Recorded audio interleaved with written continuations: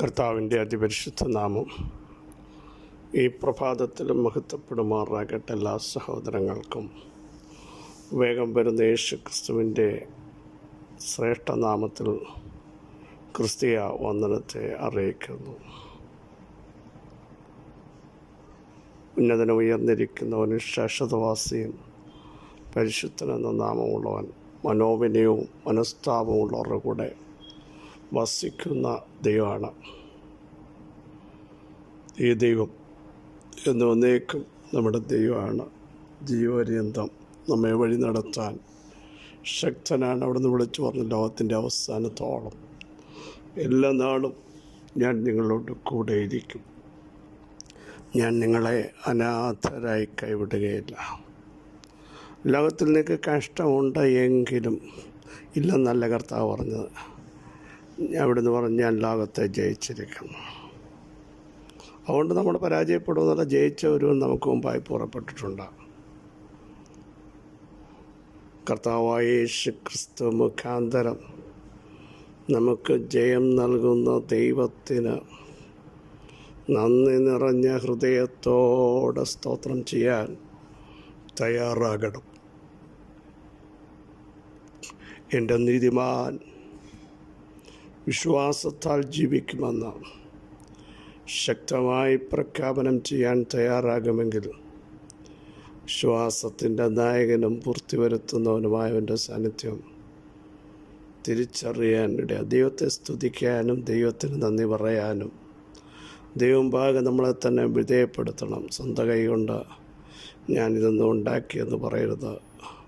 എൻ്റെ സമ്പത്താണ് എന്നെ ഇത്രത്തോളം കൊണ്ടുവന്നത്, എൻ്റെ ബലമാണ് ഞാൻ നിൽക്കാൻ കാരണമായത് എന്ന് പറയാതെ ദൈവത്തിൻ്റെ വചനം പറയുന്നത് പോലെ ഇത്രത്തോളം കൊണ്ടുവരാൻ ഞാൻ എന്തുള്ളൂ. മറ്റിടത്ത് ദാവീദ് പറയുന്നു, ഓവേ അവിടുന്ന് ഒഴികെ ഞങ്ങളുടെ ജീവിതത്തിൽ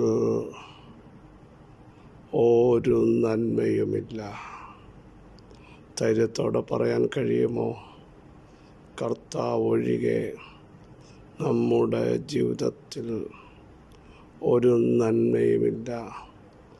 സകല നന്മകളുടെയും അനുഗ്രഹത്തിൻ്റെ ഉറവിടം നമ്മുടെ കർത്താവ് മാത്രമാണ്.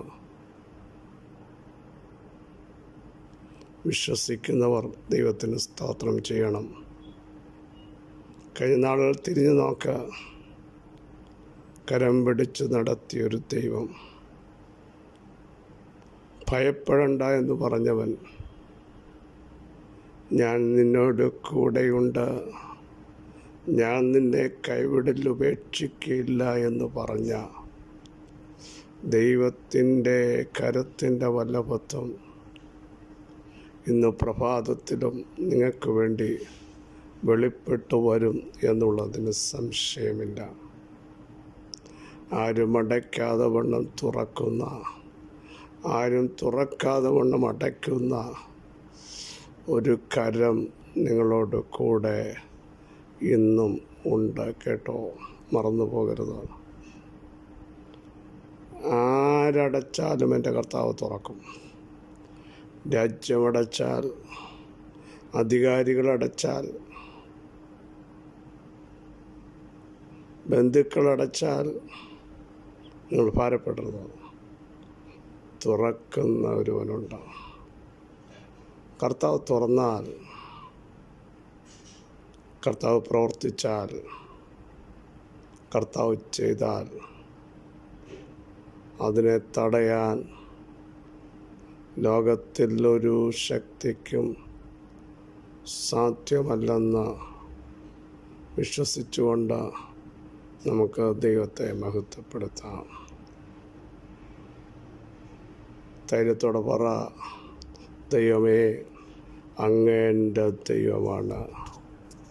നമ്മുടെ പിതാക്കന്മാർ ദൈവത്തിൽ ആശ്രയിച്ചു, അവരാശ്രയിക്കുകയും ദൈവം അവരെ വിടുവിക്കുകയും ചെയ്തു. അവർ ദൈവത്തോട് നിലവിളിച്ചു, രക്ഷ പ്രാപിച്ചു, ലജ്ജിച്ചു പോയതുമില്ല. അങ്ങനെയെങ്കിൽ ഇന്ന് പകൽ ദൈവത്തോട് നിങ്ങളുടെ വിഷയങ്ങൾ പറയാൻ തയ്യാറാകൂ. ലജ്ജിച്ചു പോകാൻ എൻ്റെ ദൈവം അനുവദിക്കത്തില്ലെന്ന് വിശ്വാസത്താൽ പറയാൻ തയ്യാറാകട്ടെ. ഹഗ്ഗായി പ്രവചനം 2-ാമത് അധ്യായം 19-ാമത് വാക്യം നമുക്കറിയാം. വിത്ത് ഇനിയും കളപ്പുരയിൽ കിടക്കുന്നുവോ?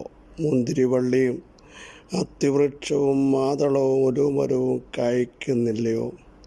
ഇന്ന് മുതൽ ഞാൻ നിങ്ങളെ അനുഗ്രഹിക്കും.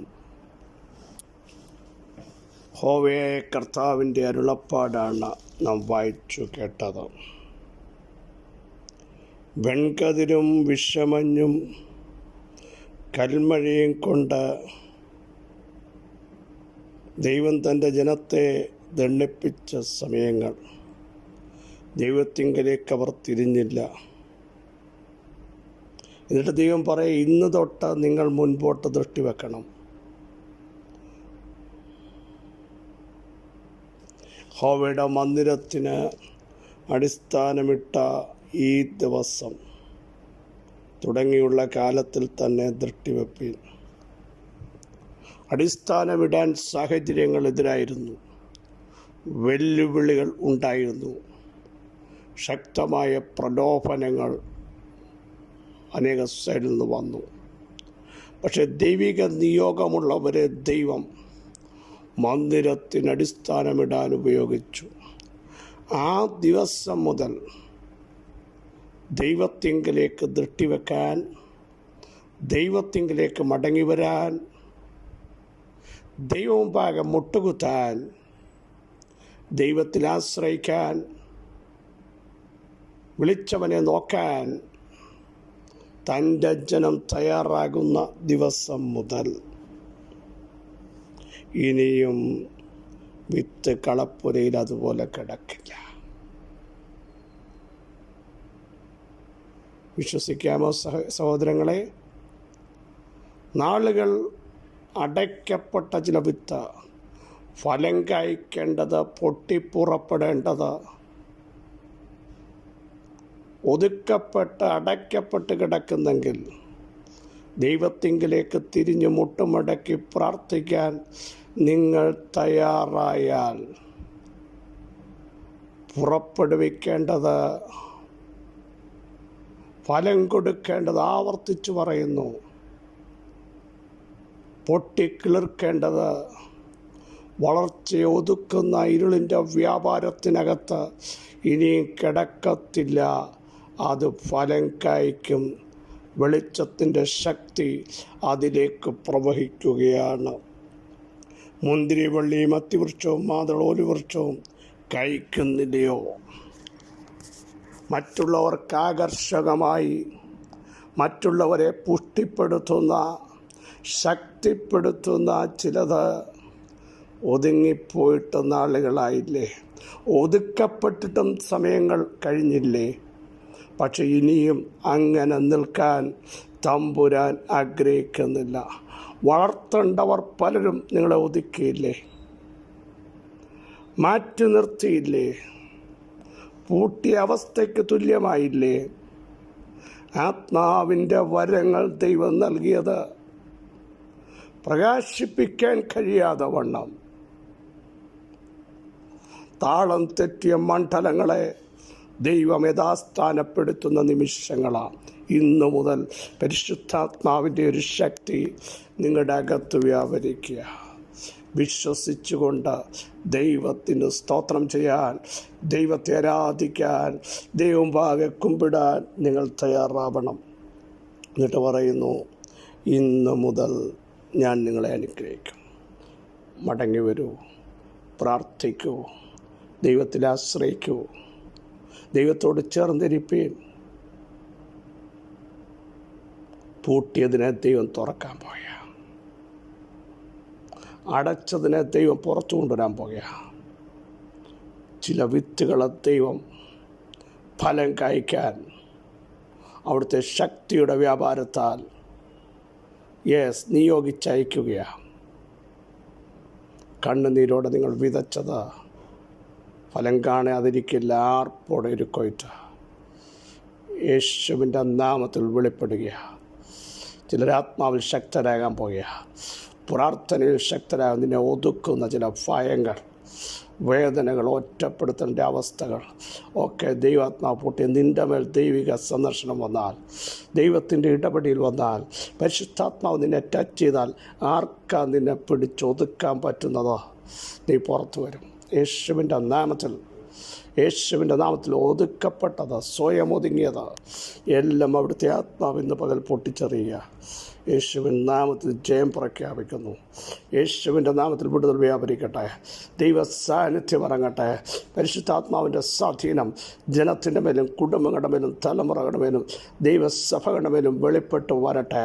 ആത്മാവിൽ ജനം എഴുന്നേറ്റ് പുറപ്പെട്ട അവരുടെ കൊണ്ട് ചെയ്യിപ്പിക്കേണ്ട ദൈവപ്രവൃത്തി ഫലം കായ്ക്കാൻ ഞങ്ങളെ തിരഞ്ഞെടുത്തെങ്കിൽ ആ ഫലം നിലനിൽക്കാൻ ഒരു സീസണിലേക്കല്ലല്ലോ കായ്ക്കേണ്ടത്.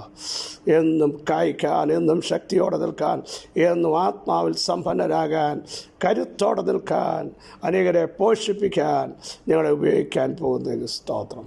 ഈ വചനം ഞങ്ങളുടെ തലമുറകളുടെ മേൽ വ്യാപരിക്കട്ടെ, സഹോദരങ്ങളുടെ മേൽ വ്യാപരിക്കട്ടെ, അഭിഷക്തന്മാരുടെ മേൽ വ്യാപരിക്കട്ടെ. യേശുവിൻ്റെ നാമം ചൊല്ലി ഞങ്ങൾ അവിടുത്തെ ജനത്തെ അനുഗ്രഹിക്കുന്നു. സൗഖ്യം വ്യാപരിക്കട്ടെ, വിടുതൽ വ്യാപരിക്കട്ടെ. സകല മഹത്വം അങ്ങേക്ക് യേശുവിൻ നാമത്തിൽ തന്നെ. ആമേൻ, ആമേൻ. ക്രിസ്തുവാത്സല്യ സഹോദരങ്ങളെ, ധൈര്യത്തോടെ മുമ്പോട്ട് പോകൂ. നമ്മുടെ ദൈവം അത്ഭുതങ്ങളുടെ ദൈവം, നമ്മുടെ ദൈവം വിടുതലിൻ്റെ ദൈവം, നമ്മുടെ ദൈവം ശക്തീകരിക്കുന്ന ദൈവം, പുറത്തു കൊണ്ടുവരുന്ന ദൈവം. ഈ വചനങ്ങളാൽ അവിടെ സഹായിക്കട്ടെ. ക്രിസ്തു യേശുവിൻ നിങ്ങളുടെ സഹോദരൻ പാസ്റ്റർ ബിജു മാത്യു.